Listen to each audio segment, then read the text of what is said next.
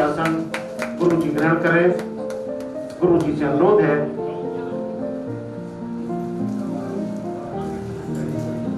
मैं अनुरोध करूंगा पूज्य मम्मी जी से, श्रीमती शांति शर्मा जी से आकर अपना स्थान ग्रहण करें। मम्मी जी से रवि भाई साहब मम्मी जी को बिठा लो। मैं अनुरोध करूंगा पूर्व मंत्री उत्तर प्रदेश सरकार श्री हरगोविंद कुशवाहा जी से वे मंच पर आकर स्थान ग्रहण करें। वर्तमान मंत्री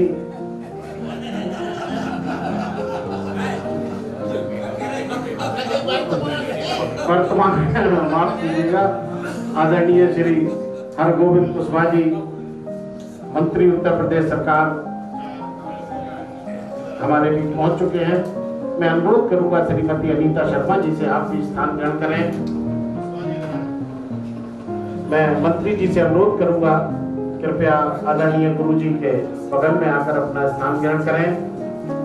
और कार्यक्रम के मुख्य अतिथि नगर विधायक आदरणीय श्री रवि शर्मा जी कुछ ही क्षणों में हमारे बीच होंगे और हम विधिवत रूप से आज के कार्यक्रम का शुभारंभ करेंगे। मैं बता दूं, डॉक्टर दिलीप शर्मा जी सुधा नर्सिंग होम के डायरेक्टर, चिरपरिचित चेहरा, पूरे बुंदेलखंड में तमाम जनपदों से लोग उनके समीप अपने स्वास्थ्य लाभ लेने के लिए आते हैं। उनकी धर्मपत्नी श्रीमती अनीता शर्मा जी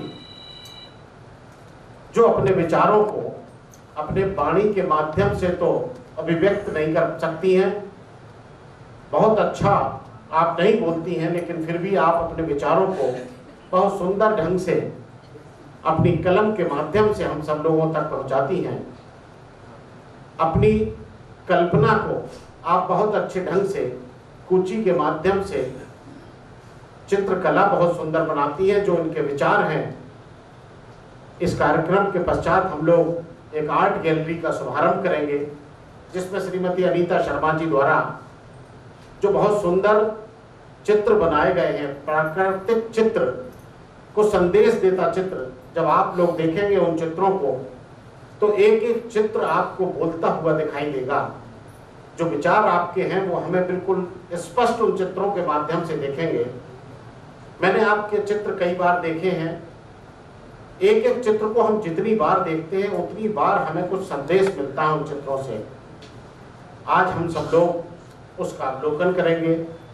वो चित्रकला जो प्रदर्शनी श्रीमती अनीता शर्मा आदरणीय भाभी जी द्वारा बड़ी मेहनत से बनाई गई है, उसका आज प्रदर्शन आर्ट गैलरी में होगा।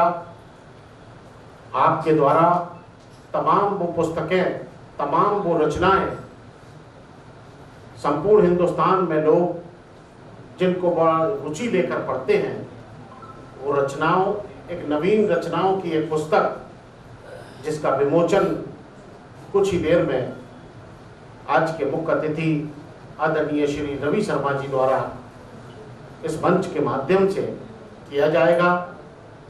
हमारे बीच में परम आदरणीय, जिनकी प्रेरणा से श्रीमती अनीता शर्मा जी इन पुस्तकों को लिखती हैं, उन रचनाओं को शब्द प्रदान करती हैं, महानगर धर्माचार्य आदरणीय गुरु जी हमारे बीच में हैं। हमारे बीच में बहुत अच्छे वक्ता और बहुत बारीकी से बात कहने वाले, इतिहास की बहुत जानकारी जिनके पास है, मंत्री उत्तर प्रदेश सरकार आदरणीय श्री हरगोविंद कुशवाहा जी हैं। एसबीआई इंटर कॉलेज के पूर्व प्रवक्ता आदरणीय विधायक जी के पूज्य पिताजी, मेरे जैसे तमाम युवाओं को शिक्षा देकर मार्ग प्रशस्त करने वाले आदरणीय श्री एसपी शर्मा जी, पूरे झांसी में मम्मी जी के नाम से प्रचलित, यदि कहीं पे कह दिया जाए कि मम्मी जी आ रही तो मुझे लगता है हर आदमी समझ जाता है कि मम्मी जी कौन है। तो ऐसी मम्मी जी हमारे बीच हैं, उनके भी विचार हम सब लोगों को सुनने को मिलेंगे। बड़ा संक्षिप्त सा कार्यक्रम होगा, सभी का समय बहुत कीमती होता है। आदरणीय पूर्व मंत्री भारत सरकार आदरणीय प्रदीप जैन जी से अनुरोध करूंगा मंच पर आकर अपना आसन ग्रहण करें।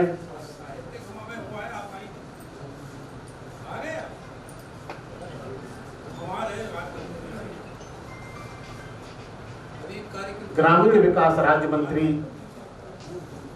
भारत सरकार, पूर्व मंत्री भारत सरकार, हमारे बड़े भाई आदरणीय श्री प्रदीप जैन जी का भी मैं हार्दिक स्वागत और अभिनंदन करता हूं। इस सामने की पंक्ति में मुझे लगता है नाम लेना मेरे लिए बड़ा कठिन है। एक से एक गणमान्य व्यक्ति बैठे हैं, सभी सम्मानित जन बैठे हैं। संचालक के साथ कई बार स्थिति गड़बड़ हो जाती है कि यदि किसी का नाम छूट जाए तो फिर कार्यक्रम के बाद बड़ी मुश्किल पड़ती है। इसलिए मैं क्षमा याचना के साथ उपस्थित सभी लोगों का हार्दिक स्वागत और अभिनंदन करता हूं।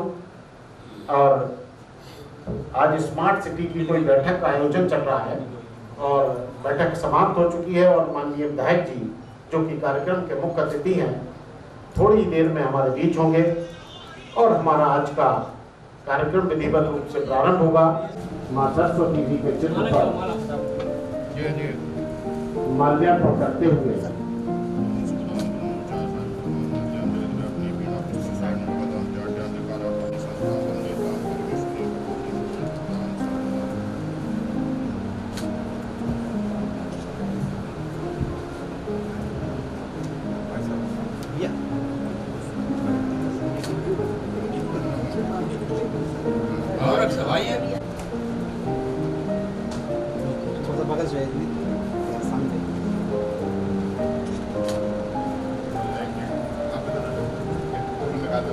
करते हुए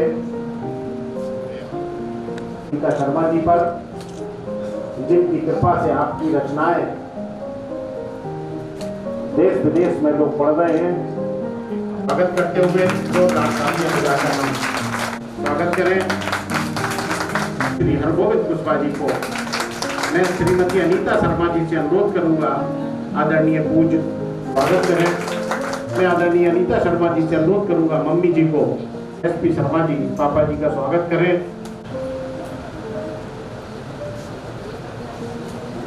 परंपरा का निर्वहन करते हुए समस्त गणमान्य जनों का भी मैं हार्दिक स्वागत और अभिनंदन करता हूं। और सीधे सीधे मैं आपकी जीवनी में पढ़ रहा था कैसे आपने चित्रों पर अपने विचारों को उकेरना प्रारंभ किया। चूंकि डॉक्टर साहब के यहाँ ये माहौल नहीं है लिखने लिखाने का, डॉक्टर साहब के यहाँ तो माहौल कैंची और सुई का है और जहाँ देखो वहाँ कैंची सुई और दवाई। उसके बावजूद भी आपने बहुत सुंदर रचनाएं लिखित की हैं। मैं आमंत्रित करूँगा आदरणीय भाभी जी श्रीमती अनीता शर्मा।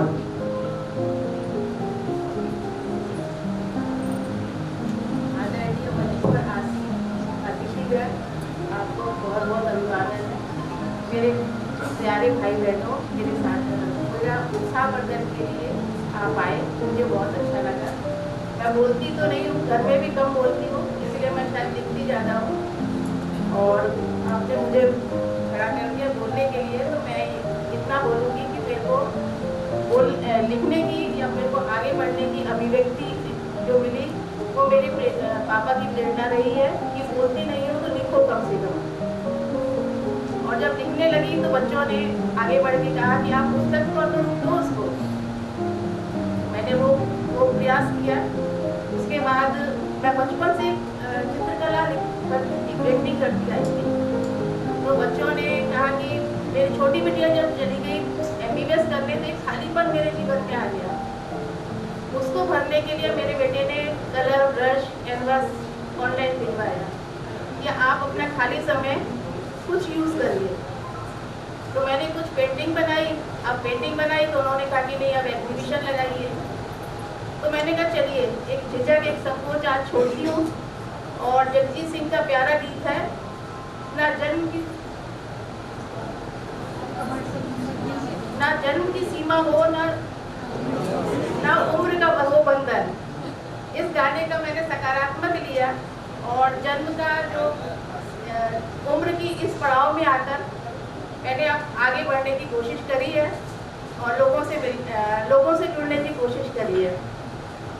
और शायद मैं ये कहना चाहूँगी, उम्र के बाद जब बच्चे बड़े हो जाते हैं, बाहर जाते हैं, अपनी दुनिया में मस्त हो जाते हैं, तो माँ बाप के अंदर एक मानसिक रूप से तनाव आ जाता है, क्योंकि वो खाली हो जाते हैं, खालीपन आ जाता है। तब तक बच्चों के में लगे रहते हैं। अब जरूरत है, मैं आप सबसे एक बात कहना चाहूँगी, आप भी अपने शौक को जो सकारात्मक है आगे बढ़कर पूरा कीजिए और मानसिक रूप से सशक्त होइए, ताकि आपको शारीरिक रूप से कोई बीमारी ना हो। मैं एक कविता अपने पिता पर लिखी है, छोटी सी है, बहुत पहले लिखी थी, वो मैं पढ़ के सुनाती हूँ। वंदन गुरु चरणों में मेरा, जहाँ सीख संस्कार मिले, मेरे पिता गुरुवर मेरे, जहाँ अ से ज्ञ तक ज्ञान मिला। हर पल राह दिखाई सच्ची, हर मुश्किल आसान करी, आध्यात्मिकता का बोध कराया, ध्यान जप मंत्र का पाठ दिया। संसारी रिश्ते नातों का भी जीवन में गुर सिखलाया। चरण वंदन न कर पाई मैं, हृदय वंदन हर पल करता। मेरी श्रद्धा पिता गुरुवर में, श्रद्धा सुमन अर्पित करती हूँ। प्राणायाम और योगासन का बचपन से ही अभ्यास कराया। ऐसे सर्वगुण संपन्न गुरुवर मेरे, तो धन्य पिता को पाकर मैं जीवन पर्यंत ईमानदारी से हम बच्चों को संस्कार दिए। जीवन संवारने में हमारा उन्हें अपना हर पल वार दिया। और आज मैं अपने पतिदेव की भी इतना तो कहूँगी कि उन्होंने आगे बढ़कर मुझे प्रोत्साहन दिया है, और पहली बार दिया है, पहली बार दिया और मेरी आज पेंटिंग काटने में भी उन्होंने बहुत मदद करी है।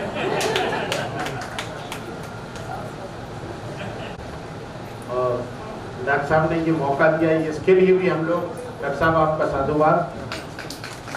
और अब मैं आदरणीय एसपी शर्मा जी, पूज्य पापा जी को आमंत्रित करूंगा कि आए और अपना आशीर्वाद हमें प्रदान करें। आदरणीय बाबा।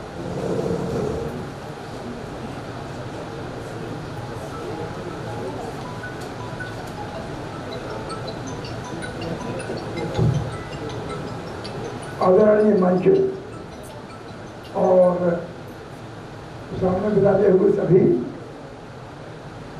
भाई बहनों को मेरा प्रणाम।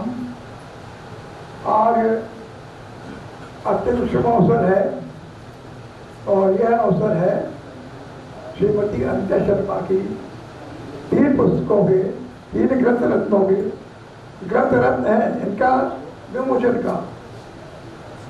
श्रीमती अनिता शर्मा कुशल गृहिणी है। अपने पति डॉक्टर दिनेश शर्मा को पल पल पर योगदान दिया और उन्हें आगे बढ़ने के लिए प्रेरित किया।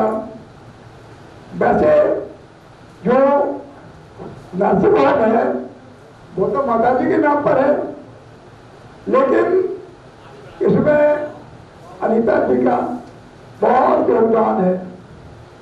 अनीता जी ने गृहिणी है और अपने गृहिणी धर्म का बड़ा अच्छा पालन किया।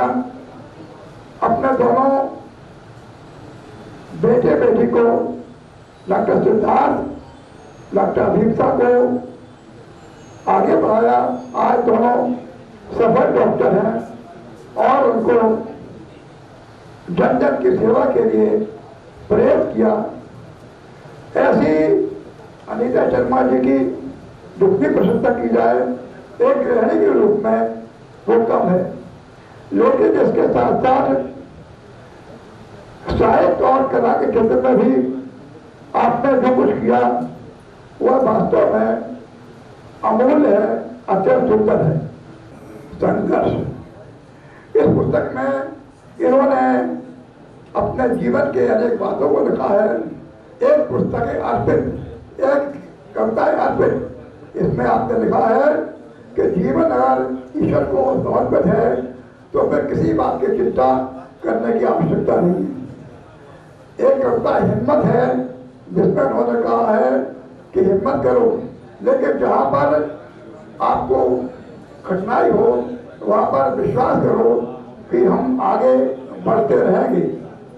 और साथ ही एक हमें कविता और याद आती है जिस पर बड़े अच्छी बात लिखी इन्होंने। कविता का नाम है बेहतर।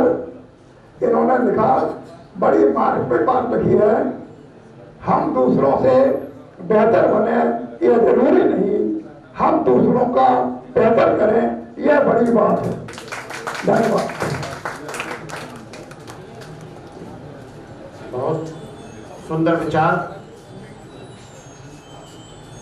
माननीय मंत्री जी ने कहा पूरी किताब, चूंकि पापा जी ने पूरी किताब पढ़ ली, इसलिए उनका विशेष अनुरोध था कि मैं जो है, और किसी ने तो किताब पढ़ी नहीं है इसलिए मैं पूरी डिटेल बोलूँगा, इसलिए पापा जी ने पूरी किताब बोली। चूँकि मैं समझता हूँ माननीय मंत्री जी की वेदना और सभी की, चूँकि सभी लोगों पर निश्चित समय होता है और बड़ा कीमती समय है, सारगर्भित विचारों के साथ आमंत्रित करूँ मम्मी जी को। उससे पूर्व हमारे बीच में झांसी के जाने माने चिकित्सक आदरणीय राजीव सिन्हा जी हैं, मैं उनका स्वागत अभिनंदन के लिए डॉक्टर दिलीप शर्मा जी से अनुरोध करूंगा, डॉक्टर साहब को बुके भेंट करके उनका स्वागत करें। झांसी के बड़े चिकित्सक डॉक्टर राजीव सिन्हा जी। और मैं छायाकार बंधु हमारे 5 मिनट का समय लूंगा आप लोगों का, इसके बाद हम लोग पुस्तक विमोचन करेंगे और फिर हम लोग गुरु जी का आशीर्वाद लेंगे। आदरणीय मम्मी, मैं समस्त छायाकार बंधुओं से अनुरोध करूंगा कृपया अपना स्थान ग्रहण कर लें सभी लोग, और मम्मी जी के उद्बोधन के पश्चात हम पुस्तक का विमोचन करेंगे। आदरणीय राम राजा सरकार की। गुरु ब्रह्मा गुरु विष्णु गुरुदेव महेश्वरा, गुरु साक्षात परब्रह्म तस्मै श्री गुरुवे नमः, तस्मै श्री गुरुवे नमः। मैं सरस्वती की वंदना को शब्द सुनाऊंगी।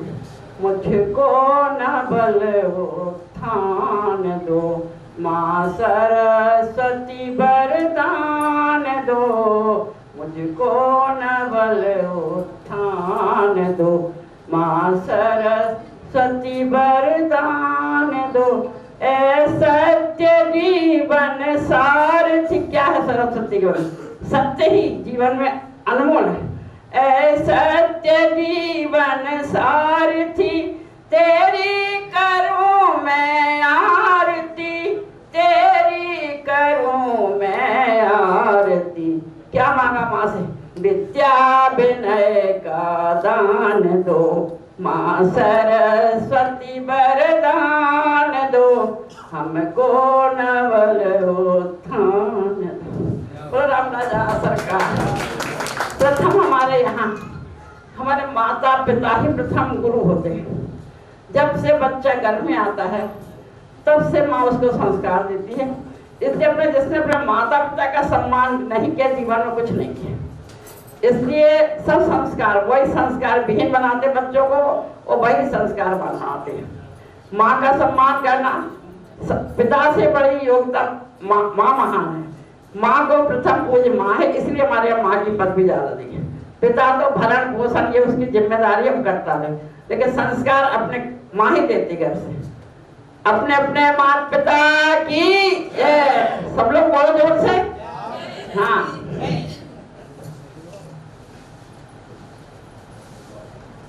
हम कैसे बोलो, आपने बहुत बढ़िया आशीर्वाद दे रहा हूँ। और अब मैं मंचासीन समस्त अतिथियों से अनुरोध करूंगा, आज जो हमारा मुख्य आयोजन है पुस्तक का विमोचन का, आदरणीय गुरु जी को भेंट करें। गुरु जी पुस्तक का विमोचन आदरणीय मंत्री जी, आदरणीय डॉक्टर साहब राजीव सिन्हा जी, आदरणीय श्री हर भाई साहब बीच में खड़ा कर लो ना।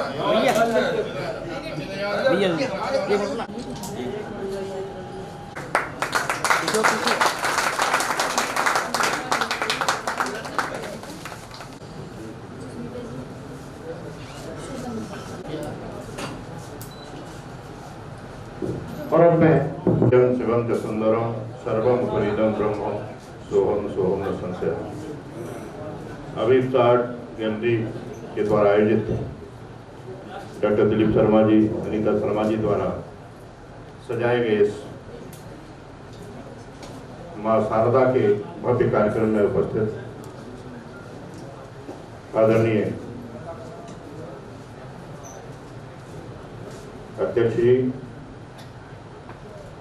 जिन्हें माता जी कहते हैं, मेरी बड़ी गुरु बहन श्रीमती अनुराधा शर्मा जी, पूर्व केंद्रीय मंत्री आदरणीय प्रदीप जैन आदित्य जी, वर्तमान में मंत्री और पूरी बुंदेली कला को जीवंत रखने वाले, बुंदेली भाषा को, बुंदेली संस्कृति को और बुंदेली साहित्य के लिए समर्पित जीवन आदरणीय हरगोविंद कुशवाहा जी, झांसी को शल्य चिकित्सा में सर्वाधिक ख्याति देने वाले आदरणीय डॉक्टर साहब सिन्हा जी, ये उस परिवार से हैं जिन्होंने इंदिरा गांधी के खिलाफ उत्तर प्रदेश के हाई कोर्ट में फैसला देकर के पूरे हिंदुस्तान को हिला दिया था। उस परिवार से डॉक्टर रवि सिन्हा जी, गौरव है मैं कि जिन्होंने झांसी को चुना। आदरणीय पापा जी, मम्मी जी, जितेंद्र तिवारी जी जो कुशल संचालक हैं और एक अच्छे समाज सेवी हैं, कोरोना काल में जिन्होंने एशिया बुक और वर्ल्ड रिकॉर्ड बनाया, इनका भी अभिनंदन। दिलीप शर्मा जी और रीता शर्मा जी के विषय में आदरणीय बाबा जी सब कुछ बोल चुके हैं। इनकी कृति, इनके प्रयास इस धरा की पहचान है। परमात्मा ने बुंदेलखंड को कलम, कला और कृपाण का वरदान दे रखा है। पूरे बुंदेलखंड हम सब भाग्यशाली हैं। हम सबके अंदर वो तीनों चीजें विद्यमान हैं, बस जरूरत होती है उसे जागृत करने की। वेद अभ्यास ना होते तो चारों वेद, 18 पुराण, इतना बड़ा सत साहित्य महाभारत भारत को ना मिला होता, जिनका जन्म कालपी में हुआ। महर्षि वाल्मीकि न होते, जिनका जन्म बुंदेलखंड के चित्रकूट में ही हुआ, तो रामायण की कथा का जो पूर्ण ज्ञान है वो शायद पूरे हिंदुस्तान को न मिला होता। तो स्वामी तुलसीदास उसी चित्रकूट से, रामचंद्र का लिखने वाले आदरणीय मिश्र जी ओरछा से, कितने लोग, राष्ट्र कवि यहाँ से, उपन्यासकार यहाँ से, जितना भी पूरा का पूरा जो साहित्य है, 90 हमारे हरगोविंद कुशवाहा जी बार बार बोलते हैं 90% तो पूरा जो साहित्य है, सत साहित्य है, उसका सृजन इसी बुंदेली धरा से हुआ है। उसी कड़ी में अनीता जी ने प्रयास किया और उन्होंने ये सिद्ध कर दिया कि चाहे वो गृहिणी हो, इस पवित्र भूमि की बेटी हो, बेटा हो, वयोवृद्ध हो, जिसने भी कलम, कला और कृपाण इन तीन में से किसी एक को चुन लिया तो उन्होंने सुभद्रा कुमारी चौहान की तरह, जिन्होंने रानी झांसी पर बहुत कुछ अच्छा लिखा, खूब लड़ी मर्दानी, वो तो झांसी वाली रानी थी, विश्व प्रसिद्ध कविताएं दी पूरे हिंदुस्तान को। मैं समझता हूँ ये पवित्र माटी और जल का ही प्रभाव है। जहाँ जहाँ कहीं भी आप चले जाइए पूरे बुंदेलखंड में, हर गांव में, हर गली में, हर महानगर में, किसी भी प्रोफेशन में लोग हैं, लेकिन वो ज्ञान के क्षेत्र में भी हैं। हरगोविंद कुशवाहा जी हों, आदरणीय नरोत्तम स्वामी जी हमारे सामने बैठे हैं, ये दोनों वकील हैं, अच्छे अधिवक्ता होते हुए भी शास्त्र का और कलम का ज्ञान भी इनके साथ है। किसी भी कला में है, जो शिक्षा के क्षेत्र में है, पत्रकारिता के क्षेत्र में है, उन सब के अंदर इस पवित्र भूमि का प्रभाव है। बस आज इस पवित्र अवसर पर मैं इतना ही कहना चाहता हूँ, माँ शारदा शारदे इन सबको ऐसे ही शक्ति दिए रहना, बुंदेलखंड की माटी से ऐसे ही रत्न पैदा करते रहना, और जब तक ये धरा है तब तक बुंदेलखंड हर युग में अग्रणी रहे। ऐसी मेरी शुभ संकल्पना। अनीता जी को, डॉक्टर दिलीप शर्मा जी को बहुत बहुत शुभकामनाएं, आशीर्वाद। और जितेंद्र जी, मैं आपकी बात कहने बिना चूकता नहीं हूँ। झांसी को पूरे विश्व में यदि पूरे देश को सही बनाना है तो हमें पर्यावरण सुरक्षा के लिए जागरूक होना पड़ेगा। स्वच्छता और पवित्रता और पर्यावरण को बचाए रखने का ये बड़ी जिम्मेवारी आज के दिन में इन दोनों में, जैसा कि कविता में दूसरे तो वो पेड़ की बात लिखी है इसमें, हाँ आप पढ़ रही हैं मम्मी जी, माता जी, तो ये वो चीज़ें हैं। उस ओर भी इन्होंने, अनीता जी ने हमारा ध्यान दिलाया। मैं आपसे प्रार्थना करना चाहता हूँ कि अपने आसपास शुद्धता, पवित्रता और जलों की पवित्रता, सबसे बड़े संकट तो जल की अपवित्रता से हो रहा है। कोई तालाब शुद्ध नहीं बचा, कोई नदी शुद्ध नहीं बची, उनकी पवित्रता बची रहे, पर्यावरण बचा रहे, स्वच्छता बनी रहे। इसमें आप सबके योगदान की जरूरत है। जय हिंद, जय भारत, जय वंदे। बहुत बहुत धन्यवाद गुरुजी। गुरुजी का आशीर्वाद हमें प्राप्त हुआ और हमें पूर्व मंत्री उत्तर प्रदेश सरकार श्रीमती अनुराधा शर्मा जी को आमंत्रित करूं, उससे पूर्व मैं अपना परिचय भी दे दूं। जैसा आदरणीय गुरुजी ने बताया, स्वच्छता, पर्यावरण और जल संरक्षण मेरी संस्था के माध्यम से जिला जन कल्याण महासमिति और रानी झांसी फाउंडेशन के तत्वावधान में हम लोग स्वच्छता, पर्यावरण और जल संरक्षण के लिए बुंदेलखंड के विभिन्न जनपदों में काम कर रहे हैं। 5 लाख परिवारों को जोड़ने का हमारा लक्ष्य।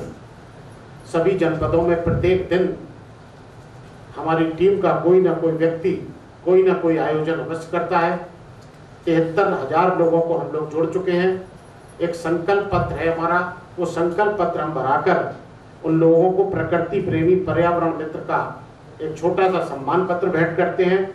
और इस संकल्प पत्र में मैं बता दूं, बहुत छोटी छोटी बातें की पालना सुनिश्चित करने का आह्वान किया जाता है। प्रतिबंधित पॉलीथीन, प्लास्टिक का यूज नहीं करें, कपड़े के थैले का उपयोग नहीं करें, प्रदूषण ना फैला, वो सब बातें जो हम सब लोग जानते हैं, उन सब बातों की पालना सुनिश्चित करने के लिए प्रतिदिन जन चेतना जगाने का कार्य हमारी संस्था द्वारा किया जाता है।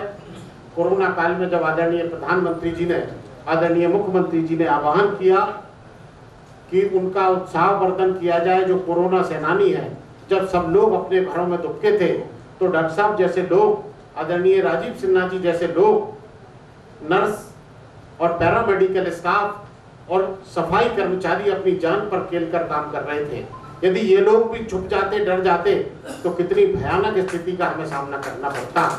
तो इनका उत्साहवर्धन करने के लिए जब आदरणीय प्रधानमंत्री जी ने आह्वान किया, हमारी संस्था अनवरत रूप से काम करती रही और हमारे काम को एशिया बुक ऑफ रिकॉर्ड और इंडिया बुक ऑफ रिकॉर्ड ने विश्व कीर्तिमान मानते हुए हमें वर्ल्ड रिकॉर्ड का खिताब प्रदान किया। और ये सब आप सबके आशीर्वाद से हमें प्राप्त हुआ, आदरणीय गुरु जी की कृपा से हमें प्राप्त हुआ। और मैं आदरणीय श्रीमती अनुराधा शर्मा जी को आमंत्रित करूंगा, वे आए, अपना आशीर्वाद हमें प्रदान करें। आदरणीय माँ सरस्वती के चरणों में नमन करती हूँ। मैंने एक संत के मुख से सुना था कि जो षोडश कला होती है, 16 कलाएं, इस कला में से एक कला का भी प्रतिबिंब अगर किसी जीव में है तो निश्चित रूप से उसके अंदर ईश्वर की कृपा है, ईश्वर का मैनिफेस्टेशन है, रिफ्लेक्शन है। और अनीता जी के अंदर तो 2 कलाएं प्रतिबिंबित हो रही हैं, तो ये तो बहुत बहुत बधाई की बात है। आज इस कार्यक्रम में मंच पर उपस्थित हमारे धर्म गुरु, मेरे छोटे भाई, आयु में छोटे हैं, गुरु भाई हैं, उनका मैं अभिवादन करती हूँ, प्रणाम करती हूँ। हमारे मंत्री जी पुष्पा जी, उनका अभिवादन करती हूँ। शर्मा जी, जिन्होंने पूरी पुस्तक का कितना अच्छा मतलब अध्ययन करा है, वो हम लोगों ने सुनी लिया। और 3 बार विधायक बनने वाली माँ मम्मी जी, जिनको सब कहते हैं, उनके निश्चित रूप से आशीर्वाद से रवि ने ये पद पुनः पुनः पाया है, उनका अभिवंदन करते हैं। और हमारे ऐसे कुशल हाथ वाले सर्जन यहाँ बैठे हैं, जहाँ से कोई मरीज दुखी होकर नहीं जाता है, राजीव सिन्हा जी उनका अभिवादन करते हैं। पूर्व केंद्रीय मंत्री प्रदीप जैन और हमारे डॉक्टर साहब। अब मैं तो कहूँगी कि कहते हैं behind every man is a woman, but यहाँ तो हमें दिख रहा है behind Anita ji was doctor Dilip Sharma. उनके बिल्कुल सपोर्ट के बिना, उनके सहयोग के बिना यहाँ तक पहुँचना मुमकिन नहीं होता, क्योंकि लेखनी एक ऐसी कला है जिसमें आपको बहुत शांत और अच्छा माहौल चाहिए। तो निश्चित रूप से दिलीप जी ने बहुत उनको सुख शांति का माहौल दिया है जब वो अपनी लेखनी को इस तक ला पाई, चित्रों को बना पाई, तो उनका भी पूर्ण सहयोग है, अभिवादन करते हैं। जितेंद्र जो इतना सुंदर संचालन कर रहे हैं, इतनी अच्छी आवाज़ आपकी है और आप जो कार्य कर रहे हैं पर्यावरण के लिए, मैं बहुत बहुत आपको साधुवाद इस मन से करती हूँ, क्योंकि पर्यावरण मेरा बहुत बहुत प्रिय विषय है। और बहुत ही अद्भुत बात है, जैसे मैंने अनीता जी की एक पुस्तक खोली तो उसमें दो चीज़ जो मुझे बहुत प्रिय है वही खुली। पहला उस वृक्ष की वेदना जो राजपथ पर है और धूलों से पूरी उसकी पत्तियां ढक जाती हैं, ट्रांसपिरेशन भी नहीं उसकी पत्तियां कर पाती हैं, क्योंकि धूल साफ करने वाला कोई माली नहीं है। जब वर्षा आएगी तभी उसका स्नान होता है, माली तो जड़ में पानी देके आगे चल जाता है। तो वो पढ़ के मैं बिल्कुल अपने को कनेक्ट कर लिया। चश्मा नहीं है पढ़ने का, मुझे चश्मा लगा है, तो किसी तरह मैंने उसको आगे पीछे करके पूरी कविता पढ़ी, बहुत सुंदर लगी। दूसरी जो मैंने खोली वो भी मेरा ही विषय है, आध्यात्मिक जीवन चक्र, कैसे रोटेशन है हमारे जन्मों का रोटेशन बता लीजिए। जब तक हम निशेष हर इच्छाओं से नहीं हो जाते हैं, जन्म जन्मांतर तक जन्म लेते रहते हैं, हमारा जब तक पूर्ण रिनाउंसिएशन नहीं होए हमारी मुक्ति का पाथ सुगम नहीं होता है। उसी तरह उन्होंने बड़ा अच्छा डिस्क्राइब किया है कि कैसे नदी का जल सागर में जाता है, सागर फिर बादल बनता है और बादल फिर वर्षा होकर उसी नदी में जाता है, रोटेट करता रहता है। तो ये रोटेशन हमारी भी जीवात्मा का चालू रहेगा जब तक कि हमें कोई सद्गुरु की शरण ना मिले, सद्गुरु की कृपा ना मिले। और उनकी कृपा जब हो जाती है तो सुगम जीवन का मार्ग सुगम हो जाता है, सहज हो जाता है। आध्यात्मिक पथ के पूरे पथ प्रदर्शक हमारे गुरु वो मार्ग हमारे लिए सुलभ कर देते हैं। ऐसे सद्गुरु को प्राप्त करने का मैं अपने जीवन में बहुत बड़ा सौभाग्य मानती हूँ। मेरे गुरु श्री पीताम्बरा पीठाधीश्वर स्वामी जी महाराज की चरण में मैं नमन करती हूँ। कुर्बान जाऊं उस बेला सुहानी जब तेरे दर्शन को आया, चरण कमल तेरे धोए धोए पीवा मेरे, सतगुरु दीन दयाला मेरे, सतगुरु दीन दयाला।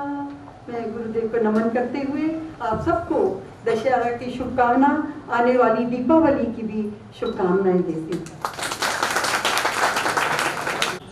मंत्री उत्तर प्रदेश सरकार आदरणीय श्री हरगोविंद कुशवाहा जी को लोक कलाएं हो, इतिहास हो,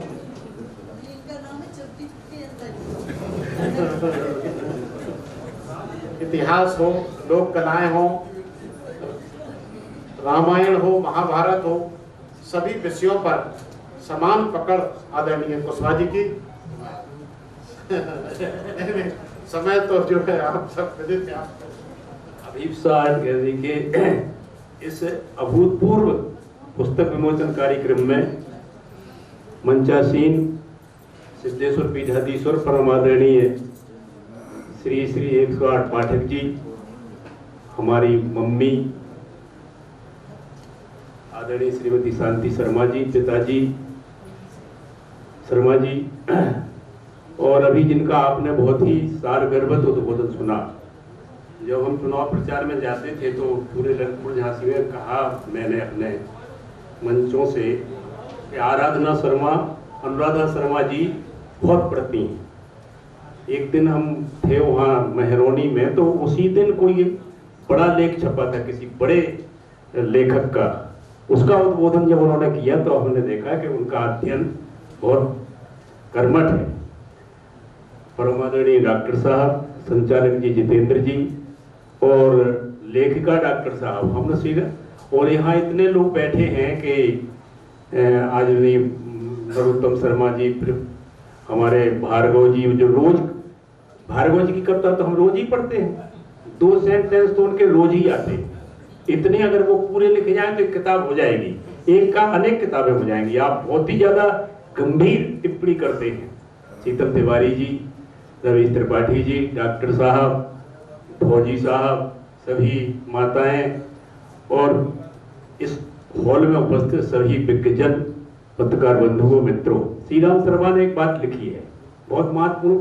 यद्यपि सबसे ज्यादा साहित्य भी उन्हीं ने लिखा, लेकिन वो एक उनकी टिप्पणी है वो शर्मा जी पर और डॉक्टर साहब पे लागू होती है, क्योंकि डॉक्टर साहब का काम अलग है और आपकी लेखनी का।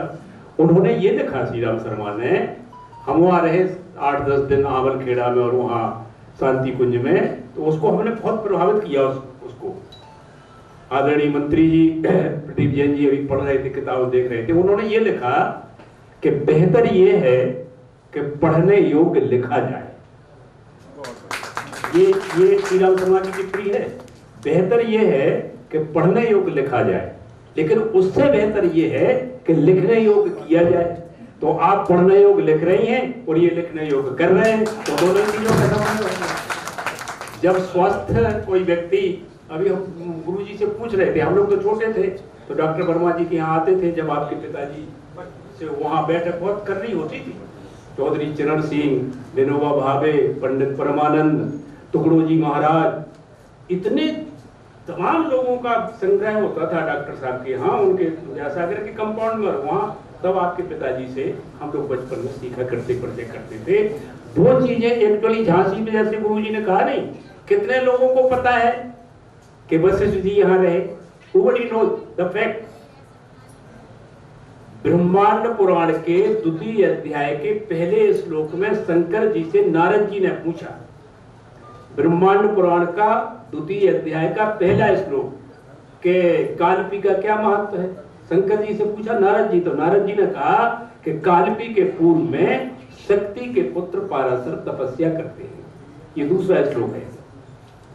अभी कल्याण में भी आया था, और किताब तो खरोड़ की है ही। उस आप देखिए, कितने लोगों को पता है कि शक्ति किसके पुत्र हैं? शक्ति की पत्नी का क्या नाम है?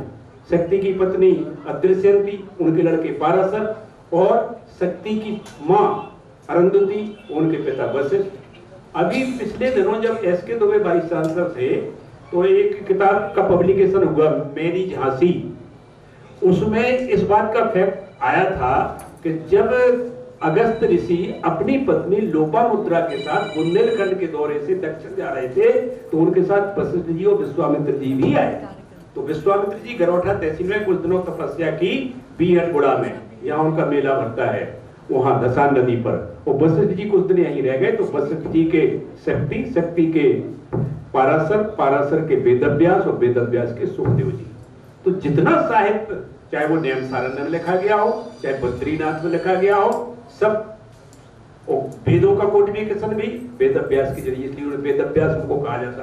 तो ये तो रत्नगर्भा धरती है बुंदेलखंड की। और अनीता जी इसके लिए बधाई की पात्र है कि एक साथ इतनी पुस्तकों का विमोचन उन्होंने किया, यह अद्भुत बात है। अभी हम तो लखनऊ में जब गुरुजी की पुस्तक का विमोचन हो रहा था, शर्मा जी का, पापा जी बैठे हैं, बड़े बड़े विद्वान थे उसमें, vice chancellor Lucknow, vice chancellor Gorakhpur, vice chancellor Meerut, head of the department of तमाम विश्वविद्यालय के। उसमें हमें मुख्य वक्ता के रूप में रख दिया। उसमें हृदय नारायण दीक्षित जी जो विधानसभा के अध्यक्ष थे, वो उसके अध्यक्षता कर रहे थे शर्मा जी। तो उसमें आप देखिए, तुलसीदास जी का जन्म यही हुआ ना, वाल्मीकि जी का यही हुआ। तुलसीदास जी ने जितनी क्षमा प्रार्थना से रामचरितमानस लिखने में क्षमा मांगी है, अभी तक किसी कवि ने दुनिया में नहीं मांगी है। और वो सबसे नए कवि हैं। उन पे लिखते हैं रामचरितमानस में, एक तो पहले उन्होंने यही लिख दिया कि कवित विवेक एक नहीं मोरे, और सत्य कहो लिख कागज कोरे।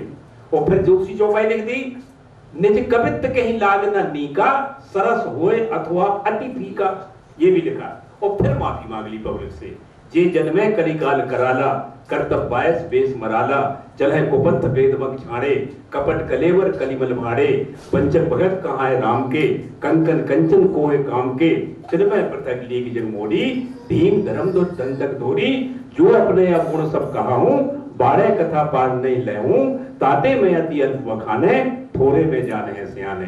तो अनीता जी ने थोड़े शब्दों में जो बात कही, उनके ऊपर मैं 4 लाइनें पढ़ के अपनी बात खत्म करता हूं कि शब्द तो शोर है तमाशा है, शब्द तो शोर है तमाशा है, भाव के सिंधु में बतासा है, और मर्म की बात होंठ से न कहो, मौन ही भावना की भाषा है। जो लोग मौन रहते हैं वो बहुत कह देते हैं।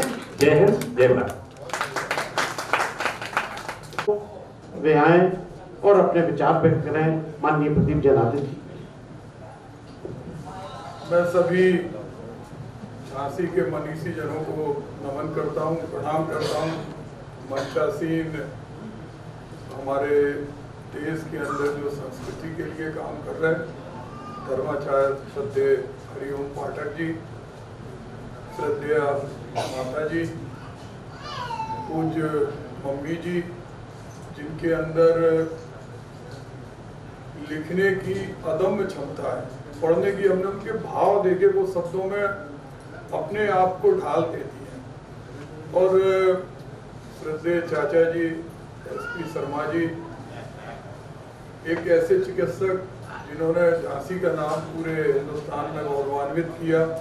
हम एम्स में भी मरीजों को दिखाते थे, उनके बहुत सारे शिष्य वहाँ पर सर्जरी करते हैं, और वो झांसी का नाम हर जगह उनकी वजह से है। डॉक्टर राजीव सिन्हा जी, हमारे मित्र डॉक्टर दिलीप शर्मा जी, भाई जितेंद्र तिवारी जी, और जिनके स्नेह में हम सब लोग यहाँ एकत्रित हैं, और जिनको 3 विधाएं मिली हैं। मतलब 2 विधाएं तो अभी कुशवाहा जी ने बताया, कुशवाहा जी से बड़ा कोई चिंतक विचारक बुंदेलखंड में नहीं है, लेकिन तीसरी विधा लेखन की भी है। वो हमने पुस्तक अभी देखी, और शब्दों में वजन है। कोई भी व्यक्ति के अंदर माँ सरस्वती एक ही गुण देती है। अगर हम चित्रकारिता की क्षेत्र में देखें तो जो चित्रकार होगा उसको बहुत ही, क्योंकि जो रंग कागज में उकेरता है, उड़ेलता है, तो शब्दों में पिरोना वो उसी का भाव होता है। तो वो भाव, अर्थ और गद्य, 3 चीजों का संगम। श्रद्धेय भाभी अनीता शर्मा में हम चाहते जोरदार उनके लिए ताली बजाएं। और दिलीप भाई ने पहली बार उन्हें इंट्रोड्यूस किया, क्योंकि दिलीप भाई हमारे डोमिनेटिंग नेचर के हैं। सब लोग जानते हैं कि एक सिस्टम है एक उनका, और बहुत उन्होंने एक ऐसी प्रतिभा को अभी तक, अगर हम इसका सकारात्मक पक्ष कहें तो दशहरा के दिन हम लोगों को दशहरा के बाद एक उपहार मिला कि एक साहित्य की जगत में, कला की जगत में एक हमारे सामने एक नई प्रतिभा उजागर हुई। दूसरा, अगर इसका नकारात्मक देखें तो दिलीप भाई को ये काम बहुत पहले कर देना चाहिए, क्योंकि वो लिखती हैं। और मैंने पढ़ा, चाहे कोरोना पे लिखा हो, चाहे उन्होंने अपने पिताजी की आत्मकथा लिखी हो कि माँ के निधन के बाद कैसे पिताजी, चाचा जी, तो शब्दों में कहीं ये नहीं लगता कि ये काव्य वाले शब्द हैं या गद्य वाले हैं। चूंकि हम सारे लोग जानते हैं कि प्रत्येक व्यक्ति के अंदर अंतस में एक मनुष्य होता है, और वो मनुष्य अंदर से छटपटाता है। जो लोग लिखना नहीं जानते, क्योंकि लिखना हर व्यक्ति के बस में नहीं है, चित्र बनाना हर व्यक्ति चाहे के भी, बहुत सारे लोग तो जो पूरा जीवन जी लेते वो सीधी लकीर भी नहीं खींच पाते।